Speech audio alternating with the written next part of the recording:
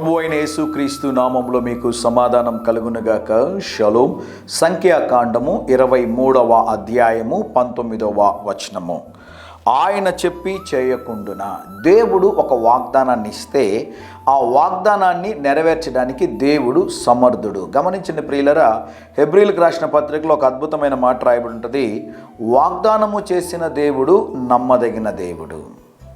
Bible గ్రంథంలో మరొక మాట ఉంటుంది. ఆయన ఎన్ని వాగ్దానములు చేసినో అన్ని వాగ్దానములు నెరవేర్చుటకు దేవుడు సమర్థుడై ఉన్నాడు అని వాక్యంలో రాయబడి ఉన్నది. దేవుడు ఒక మాటను మనకు వాగ్దానముగా అనుగ్రహిస్తే ఆ మాటని దేవుడు నెరవేరుస్తారని దేవుని సేవకుడుగా మీకు తెలియజేస్తూ ఉన్నాను.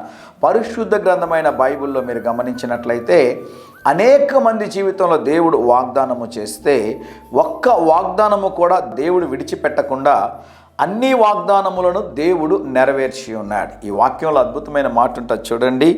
ఆయన మాట ఇచ్చి స్థాపించకుండునా దేవుడు అబద్ధమాడుటకు ఆయన మానవుడు కాడు. దాని అర్థం ఏంటి అంటే, మానవుడు ఒక మాట ఇస్తాడు, అయితే సందర్భం వచ్చినప్పుడు, సహాయం చేయాల్సినటువంటి సందర్భం వచ్చినప్పుడు, అవసరత మనం కలిగినప్పుడు మాట తప్పిపోతుంటాడు. నేను ఎప్పుడు చెప్పానండి, నేను అలా అనలేదని లాజికల్ పాయింట్స్ మాట్లాడుతుంటారు కదండి, లాజికల్ తీస్తూ ఉంటారు. దేవుడు అటువంటి వాడు కాదు. అబద్ధమాడుటకు దేవుడు నరుడు కాడంటండి. అందుకే ఉదయకాల సమయంలో మీకు జ్ఞాపకం చేస్తున్నాను. ఈ సంవత్సరము దేవుడు మీకు ఏ వాగ్దానం ఇచ్చాడో ఆ వాగ్దానమును నెరవేర్చుటకు దేవుడు సమర్థుడు. మీరు చేయాల్సిన కార్యం ఏంటి? మీకు ఇచ్చిన వాగ్దానమును పట్టుకొని ప్రార్థన చేయండి.